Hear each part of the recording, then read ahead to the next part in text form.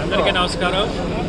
ఈరోజు ఉదయగిరి హెడ్ క్వార్టర్లో సందాని గారి ఆధ్వర్యంలో దాదాపుగా 100 మంది ఆయన అనుచరులతో యూత్ తెలుగుదేశం పార్టీలో చేరడం జరిగింది. గతంలో తెలుగుదేశం పార్టీ పుట్టినప్పుడు మొట్టమొదటగా తెలుగుదేశం 83 నుంచి కూడా ఆయన తెలుగుదేశం పార్టీలో ఉన్నారు. మధ్యలో కొంతకాలం వైఎస్ఆర్ కాంగ్రెస్ పార్టీకి వెళ్ళారు.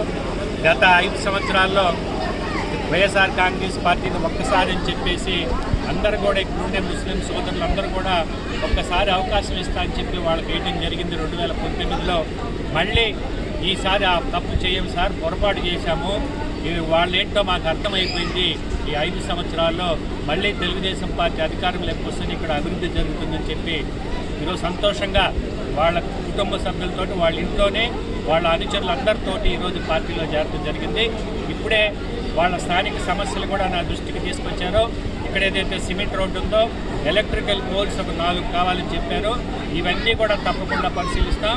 ఈరోజు వారం రోజుల నుంచి నేను ఉదయగిరి టౌన్లో తిరుగుతూ ఉంటే ఎన్నో సమస్యలు నా దృష్టికి వచ్చి డోర్ టు డోర్ ఈరోజు తిరిగాను.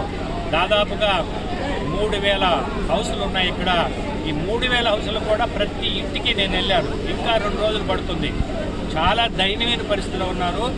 ఎప్పుడో ఇందిరమ్మ ఇచ్చిన కాలనీలో చిన్న చిన్న ఇళ్లలో, బాంబేలో మురికివాడలో ఉన్న లాంటి ఇళ్ళు ఈరోజు ఉదయగిరిలో నేను కళ్ళారా చూశాను. వీటన్నిటికి కూడా రేపు తెలుగుదేశం పార్టీలో అధికారం వచ్చిన తర్వాత ఖచ్చితంగా మొట్టమొదట ఉదయగిరి టౌన్ మీద నేను శ్రద్ధ పెట్టి వీళ్ళ సమస్యలన్నీ కూడా పరిష్కరిస్తా అని చెప్పి సందర్భంగా తెలియజేస్తాను.